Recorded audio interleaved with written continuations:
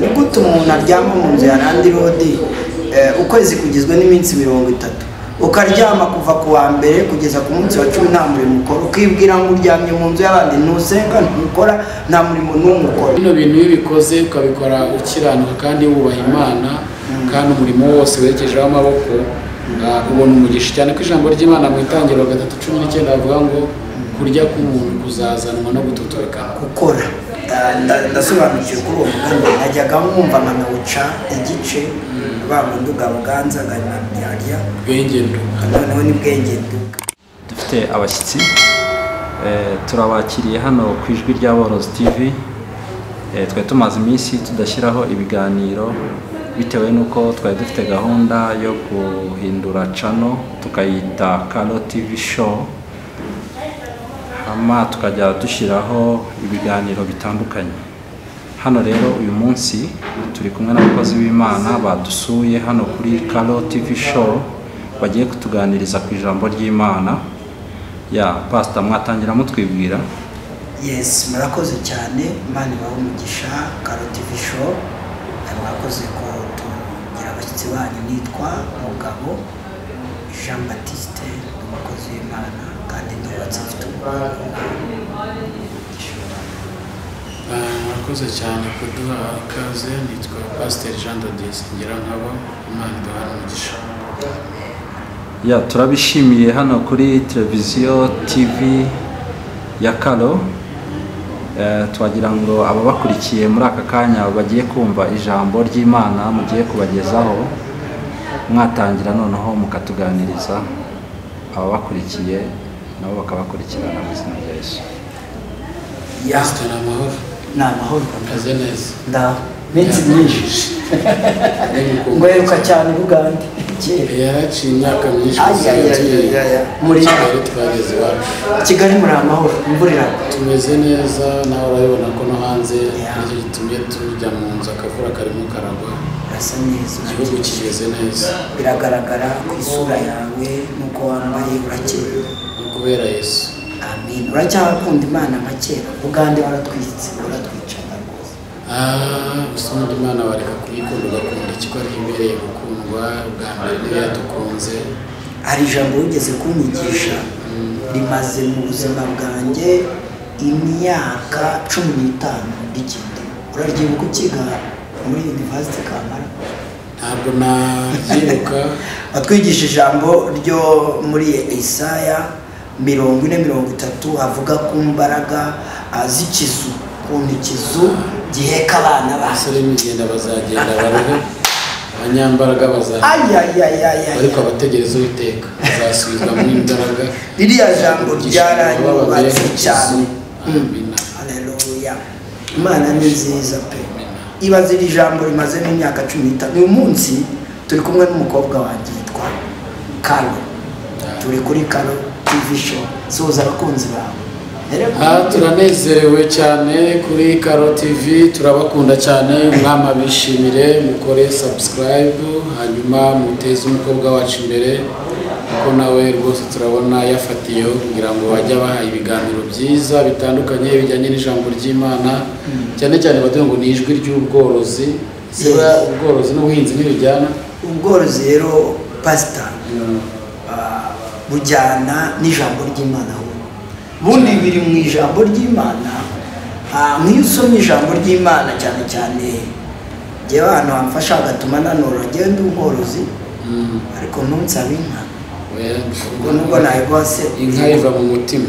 Yes. Ngewe ndorora nkanahinga ariko sinkunda guhinga cyane nk'uko nkunda korora. Ariko ijambo uyu munsi ndagira ngo turaza kurisoza rinyinjije mu buryo bwo guhinga.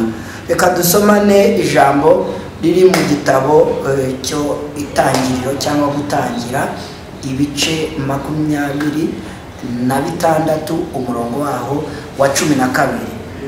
Wadusomera reka giye nsome.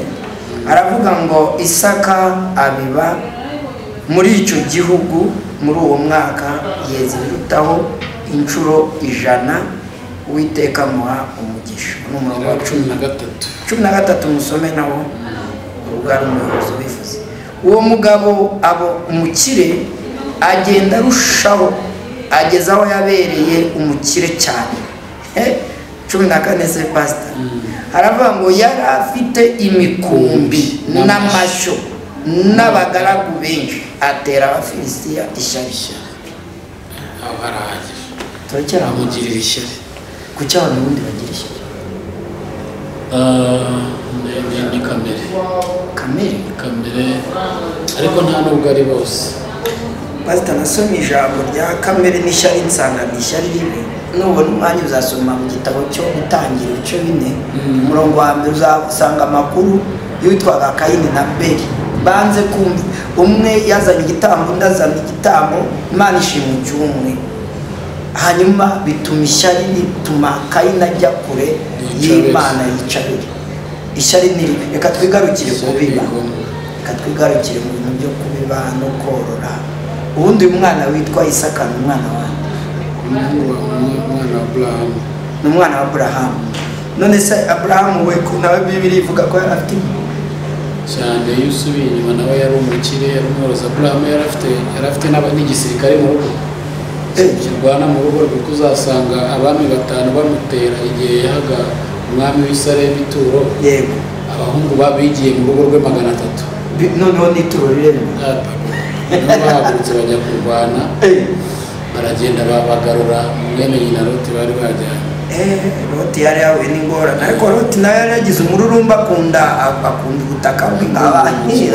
Abantu bakunda ubutaka bw'inka. None pastor, uyu munsi nyamukuru ndagira ngo tuganire ku kintu cyitwa ubuhinzi. Abantu iyo bahinze neza hari amarembo bahagararaho, hari amarembo y'ubukire bahagararaho. Aborozi iyo bahinze neza hari amarembo y'ubukire bahagararaho. Twebwe ahantu ntuye njya nkunda kugenda mu bihugu bya bino by'abaturanyi bya Uganda. Uzi ko usanga umuntu umwe afite nk'ibihumbi 3 afite amashyo. Niki wakangurira abantu baranga mu ijambo ry'Imana? Ijambo ry'Imana twajya twiga gusa ntitunorore cyangwa twabikora byose? Ikintu kigaragara uhereye nk'uko twabibonye mu itangiriro ku bakurambere bacu, yaba ababyeyi bacu, basokuruza bacu mu byo kwizera n'abatarizeraga muri kiriya gihe. In the beginning Imana iremye, nta yindi mirimo yaba ariho hatarabaho inganda, hatarabaho ikoranabuhanga. Bakoraga imirimo y'ubuhinzi, ariko ubwo isi irushaho kugenda itera imbere bari gukorwa n'indi mirimo myinshi yagiye iboneka, cyane ko n'abantu akazi kagenda kabura kuko amarobo nayo asigaye akora imirimo myinshi itandukanye kandi umuntu ashobora kuba yakora. Ariko icyo twavuga ni uko abagifite ubutaka, ko henshi n'ubutaka bugenda bushirwa, abantu bashobora kuba benshi ntabwo bareka kubikora iyo babikoze neza bya kinyamwuga. Ubundi umwuga udakiza no kuroga, kandi kuva na kera kose aba Abraham bajyaga bajyana amatungo bakayajyana muri Egiputa bakazana amazahabu.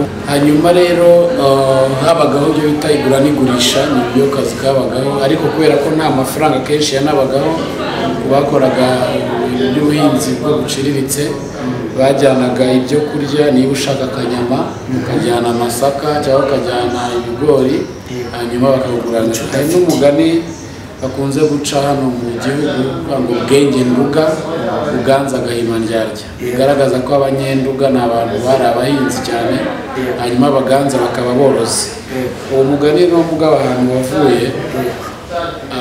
Iyo tuvuga guhuza ubuhinzi n'ubworozi n'ijambo ry'Imana, tuvuga no kubikora mu buryo bwa gikristo bw'ubunyangamugayo. Unabuze ubukristo ntabwo yabura n'ubunyangamugayo, nabwo burya ni nazo mico mu nzandiko Pawulo yanditse 13 zose, agenda agaruka ku mico ko abantu bakwiye kwitwararika no kubana neza. Rero abaganza babaga ari aborozi, hanyuma abanyenduga ari abahinzi. Abanyenduga bagatwara ibyo kurya cyangwa se imyaka cyangwa ibishyimbo bagiye kuzana inyama, bagashyiramo amabuye, bagashyiramo ibyamunzwe. Noneho rero abaganza nabo bajya kubaha inyama bakabakatiramo impu, bagashyiramo amara. Ndasobanukiwe kuri uwo mugani. Najyaga mwumva nkanawuca igice bamunduga buganza nganyaryarya bwenge nduga. Noneho ni bwenge nduga. Nduga ni mu bice byabaye by'amajyepfo ngira ngo buganza ntangaha. Rero uyu munsi wa none mu kintu cyerekeranye n'ubuhinzi cyangwa se n'ubworozi, muri iki kinyejana abantu benshi bari kurera amaboko. Dr. banze guhinga, hano hari abana benshi badakora, abantu bataye imirima, bataye inzura aho bakororeye, aho bakare.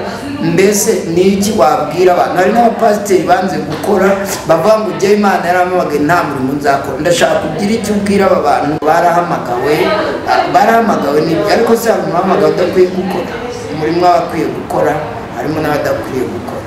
Ndenda kukubaza n'iki wabwira abantu? Pawulo yandikira itorero ry'Abatesalonike abahugura babwira kugaruka kwa Yesu, umwami Yesu aje gutwara itorero. Mu gitabo cya mbere agenda bahugura bakomeza, bakazitereyemo bashaka guhora mu ngo zanyu badashaka kugira ikindi kintu bakora gishobora gutunga ubuzima bwabo.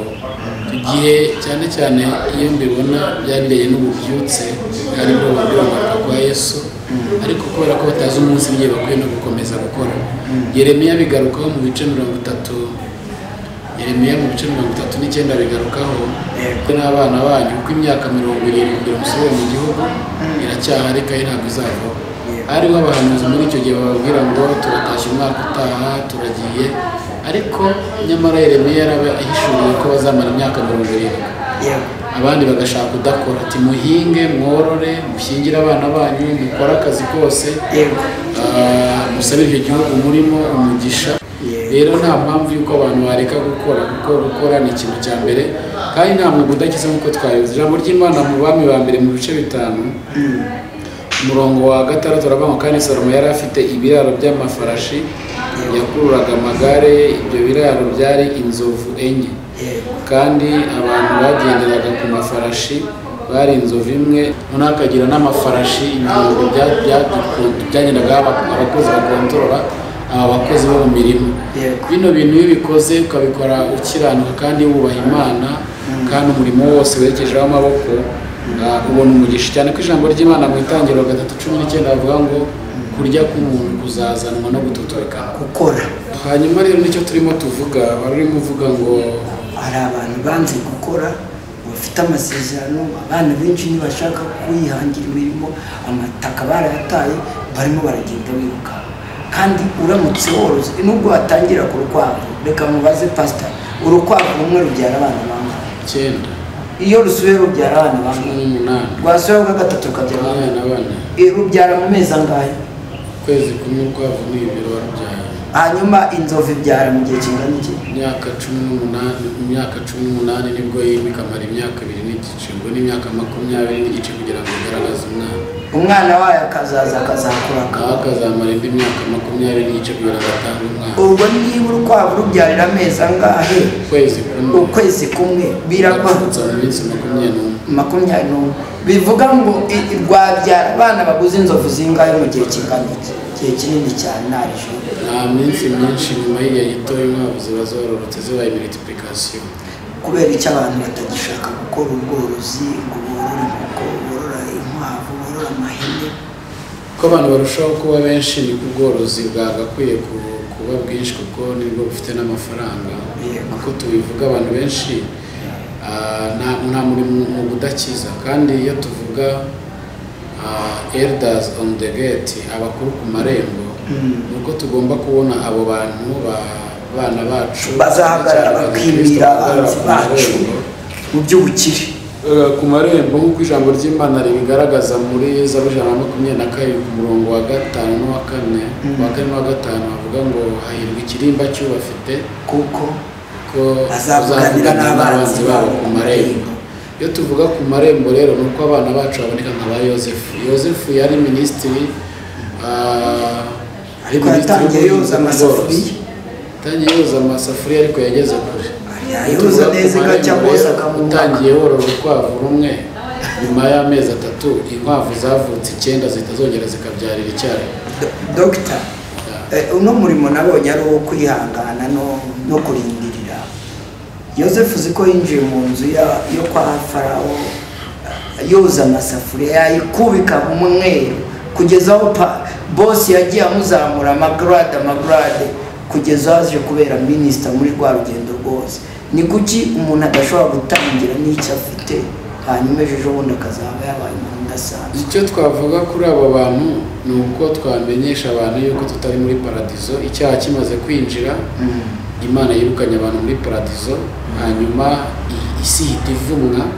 Ijambo rivuga ngo umugore azabyara ababara kandi umugabo azarya ari uko yishyakuye. Kuko ijambo ry'Imana rivuga mu Itangiriro 19 gututubikana k'umugabo niko kuzamuhesha umutsima. Rero iyo uvuga ngo urategereza amasezerano ntabwo mbyanze, ni byiza, ariko tegereza ukora. Ahantu warumbwiye ngo Imana yabwiye ba Yeremiya ngo mfite gahunda y'ibyiza si ibibi, ariko yababwiye ko bazamara mu bunyage imyaka 70. Yeremiya ibice bya 29 gukora imukikuru w'imyaka bari bazi ko banyine bagezeyo abahanuzi benshi babwiraga abantu ati umwaka utaha tuzataha, abandi bati nyuma y'imyaka 2. Ariko Yeremiya kongera akabandikira ati muhinge, mworore, murye, mushyingire abana banyu, musabire igihugu amahoro kugira ngo mubonaho muri muzahatinda niyo mahoro yanyu, kuko muzahatinda muzahamara imyaka. Icyakora nzi ibyo nibwira nzabagirira si ibibaho ngo ni byiza. Imana izabagaruka rwashize igihe kirekire. Rero kugira ngo utegereze amasezerano utarambirwa, uyategereza ugira n'utuntu ukora. Kandi biravuga ngo nzahumugisha imirimo y'amaboko yanyu.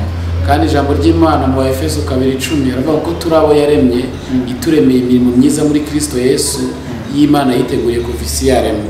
Rero niba umuntu ashaka kugera nka Yosefu akaba umuyobozi ukomeye mu gihugu, akayobora ministeri zigeze nko muri 3 y'ububanyi n'amahanga, y'ubuhinzi n'ubworozi, niyo waguriye ubutaka bwose, Farawo arabumwegurira. Rero birashoboka yuko nawe watangira buhoro buhoro kandi bikazamuka kandi ukabikunda kandi ukabona umugisha. Bibiri iravuga ngo ahari itangirira ryawe ryaba ritoya, ariko uko bwije n'uko bukeye ukazarushaho kugenda ukura. Noneho rero uyu munsi wa none ngewe nicyo kureberaho, ndi urugero. Ngewe ndashaka kubwira korora, norora ibintu bitatu: norora inka, norora ihene, norora n'inkoko. Inkoko zo sinzitaho ko nizo kurya amagi, nkazibagira n'abashyitsi umunsi baje nzakubagira inkoko cyangwa ihene cyangwa tubashimiye. Noneho rero iyo woroye ihene irabyara, bugacya ikabyara abana 2, yamara amezi angahe ikongera ikima. Ariko iyo uguze inka ukayigura ari inyana imara umwaka umwe, wa mwaka umwe yanyana igakura, noneho yamara gukura ikongera ikarinda, ikongera ikagira umwaka umwe wo gutwita, wo guhaka, ihaka amezi 9, ikongera ikazabyara ikaguha amata hafi umwaka wose.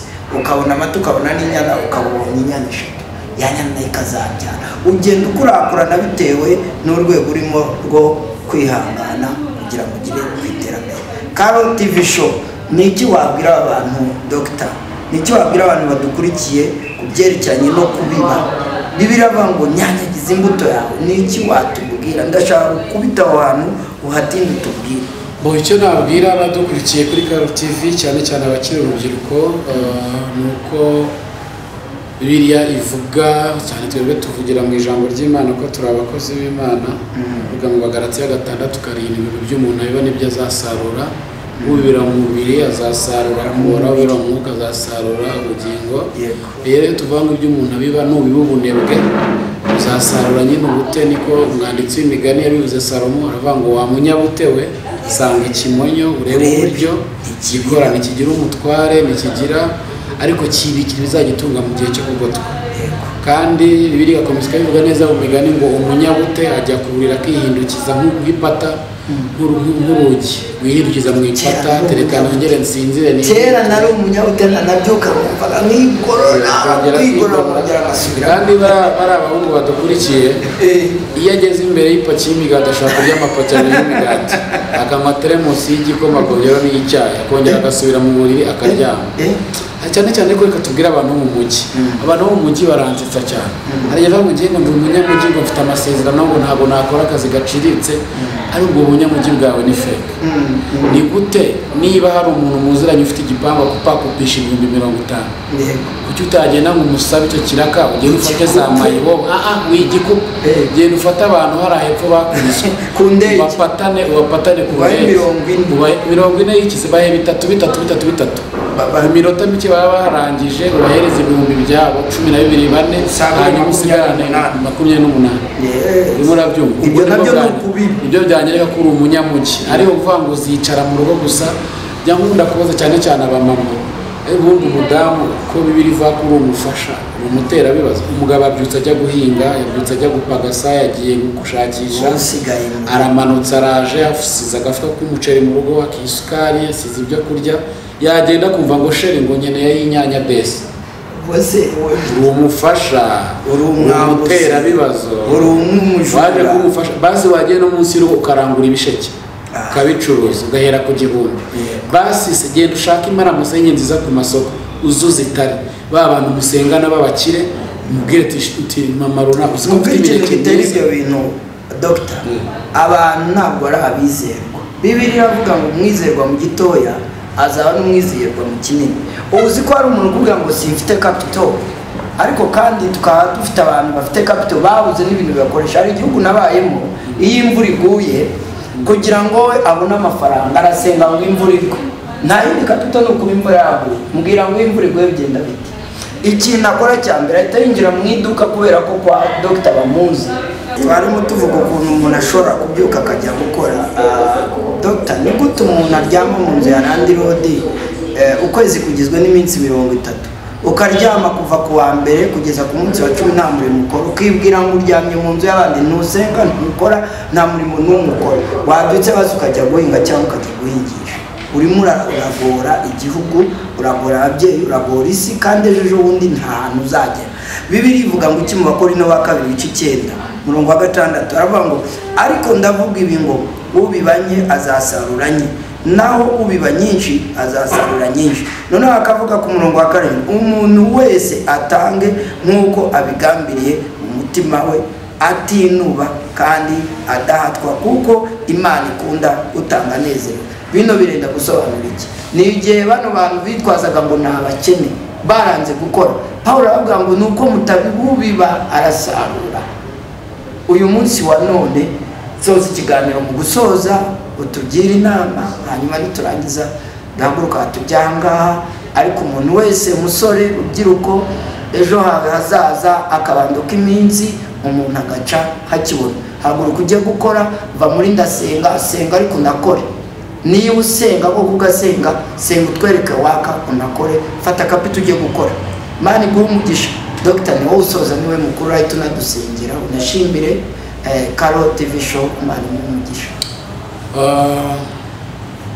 icyo twavuga wakibabwiye ariko muri uko gukora nubwo abantu bakora cyane ariko bakoreshe n'ubwenge Dr. abantu bave no mu buraya ntibagiwe no mu businzi kandi reka mpanura igihugu cy'u Rwanda ukomeze bare zose zigiye gufungwa zo mu gihugu cy'u Rwanda Imana yabimbiye mu mezi 5 ashize igihugu cyose hazabaho imyigaragambyo niba ubona bafunga church menya ngo nitubari tugiye gufungwa bakabaye rero bakora bakava mu kwiringira ubwamara n'ikindi kintu twagiye ubuhanuzi kameme ubwemerwa busohoye urumva na Bralirwa nayo wawe yihombeje we ni Imana yawe hanyuma rero icyo turimo tuvuga abantu bareke kurera amaboko bahaguruke bakore kuko Imana izabaha umugisha batinyuke ariko mu gukora bakorane n'ubwenge kubera ko n'abakarane birirwa hariya mu mujyi ntago batunga menshi cyane buri ibintu byose bisaba kubikora kandi ugashyiramo n'ubwenge kuko nicyo gihe tugezemo hanyuma rero kandi ikindi ni gukora cyane no gusevinga niba mu gitondo umuntu aguguriye moto cyangwa se ukanayigurira ukajya ukora amafaranga yose ukayarya akarangira moto yapfa ukajya kuguza none se ubwo nuguza gatatu bizagenda ngo tuzashiduka wayiteje ntabwo ukivuganira n'abanzi bawe ku marembo ntabwo mwavuganira ku marembo ntabwo wahagera abantu bige gusevinga ube n'umurokore niba ari 5 winjije gerageza wenda nushaka kurya 3 da basi 2 bibike kubera ko wenda ibibazo ari kugira ikintu wabasha gusevinga uko ayo mafaranga azagufasha niba moto yawe uyikoresha ukayikoresha kuva ku wa mbere kugera ku cyumweru amafaranga yose muyategesha mu rugo mukayamara moto yapfa ukajya kuguza eje kongerwa ukajya kuguza ni handi usanga moto wavuye mu muhanda nayo yagurishijwe n'amadeni wasigaye ari menshi rero abantu bige gusevinga bige kugira ikintu babasha kubika kandi bakore mwaba mama mwe mutwumva nawe mwabakobwa mugiye kujya gushaka ntabwo mugiye kujya kuba ibibazo mu rugo ahubwo mugiye kuba ibisubizo ugende mugerageze, tangira gatoya, Imana izaguheramo umugisha. Hari icyo bavugaga cya dovize, umuntu aba umwizerwa na muri duke afite muri 2020 bagusigira mu rugo byo guhaha, shura mwimara amasenge 3 zitari neza nizimara gushya, babakire muziranye, ugiye mu bwete mfite imara amasenge nziza, ukomange azaguha amafaranga kandi bizagenda neza. Nawe ushobore kuba wakwigurira agatenge, wigurira agasabune, utarinze ugasaba sheri cyangwa fiance, hari utuntu nawe wakwikorera wabishatse kandi bizagenda. Mugire umwihariko wanyu, mugire utuntu dukora, mukanure, murebe ku maso, mucane, musenge, munakora. Dr. ku bana b'abakobwa bafite gahunda yo gusambana n'abagabo barangiza bakanabafotora kugira basenye ingo zabo, umwuga ukaba warabaye ubusambanyi, ndumva tutavaho tutakivuze. Ni iyo message wamera abana b'abakobwa biyambitse ubusa bari mu gukora ibintu bibi hirya no hino? Niyo twabagaruza kahe kagozi k'ubwaneza kugira ngo baze basange Yesu Kristo baturi. Message ya mbere aho umuntu yaruhukira ibyaha n'ahandi ni muri Yesu. Hanyuma bakamwizera, akabaha agakiza, akabashoboza, bagasenga, kuko gusenga niho gushobora gushoboza gukira, kuko n'abasambana benshi ubu ngubu ahubwo n'abari mu nsengero babaye babutwi. Ariko ijambo ry'Imana mu Roma 12 rivuga ngo bene data ndabinyiga mutange imibiri yanyu y'ibitambo bizima byera bishimwa n'Imana, ariko kwikorera gukwiriye amasengesho menshi atandukanye azagufasha kwirinda. Hanyuma n'abadashoboye rero gusenga bakaba biyemeje uwo mwuga w'uburaya, nabo ntabwo ari byiza, kubera ko hari icyo Imana yakuremeye. Ejo kuzaba minisitiri ubyariye abana 3 mu rugo, urumva uzahagera ukabwira iki, ukarera iki? Ejo kuzaba uri dogiteri wubashywe, abana bakajya babona ibintu wagiye ukora mu nzira waragusambanije, amavideo kuri za YouTube wambaye ubusa. Ejo uzaba minisitiri, uzaba depite, uzaba perezida, uzaba ukomeye. Hanyuma uri kwiyandarika none uyu munsi wa none, ejo hari igihe uzagira n'isoni n'ubwoba, kuko abana benshi uramubwira ngo umva shanga uzabaze ngo none se ngo ntasambanye ngo keretse mama roga ngo kabani ngo mashaka kumva uko bimeze. Ariko uko wiyandarika ejo hari umwanya, hari position y'umwanya utajyamo, kandi ntabwo uzi icyo Imana yakuremeye. Rero mu buryo bwo kwirinda, mwirinde. Hari umugabo umwe yigeze asambana n'inda, yari umusirikare ukomeye, afata inda yarayisambanya, bari kugenda nyine bari mu bintu by'intambara. Hanyuma hashize iminsi wa mugabo ashituka yabaye perezida, bari kumwamamaza. Hanyuma muri kwamamaza yarakira umusore, bahita bavuga ngo abanyapolitike bacukumbura kurusha ikizi. Aravuga ati ni gute yajya kuba perezida yarabyaye abana hanze? Byabaye ngombwa ko bazana yandaye n'umwana yabyaye abari b'umugore we. Reba kugira ngo ujye ubana n'umuntu ufite abana mwiganye, usize abantu wakundaga, kugira ngo usigasire icyubahiro cya politike. Kubera yuko ibyo bintu ukora none ntabwo umushaka, ugiye kubikora kubera ko ugiye mu ruganda. Yes. Rero kugira ngo urinde ejo hawe heza urimo urajya, irinde kwiyandarika. Pastor ndagushimira, Imana igumugisha. Abareba Karo TV show barakinge, basharinge, bakora ibintu byo bagomba gukora kuri channel na indi plan iriho. Nagusabaga mu dusengere dusoreza aho ngaho. Imana igumugisha. Hari message yose ufite igihugu cyacu cyatubyaye. Iki ni ikiganiro twakoraga. Dusengere Pastor. Mana nziza, Mana yera, turagushimira kuga TV show Karo, tumusabye umugisha, umwana w'umukobwa uhagurutse nawe ushaka kugira ngo akore ibyabasha kumuteza imbere. Usengera bazakurikira kino kiganiro kugira ngo bazakoreshe kandi bakore subscribe, sharing ku bandi, bose z'Imana zibe kuri we, zibe ku buzima bwe, kandi Imana imukomeze mwagure, n'abazumva kino kiganiro bizabakangure, bitume barushaho gukora, bahinduka abantu mu mumaro. Abadamu bari bicaye mu rugo bisobanukirwe, bahaguruke bakore, kuko nabafasha ntabwo ari abatera ibibazo. Iyo mpamvu duhamiriye ubukungu n'iterambere.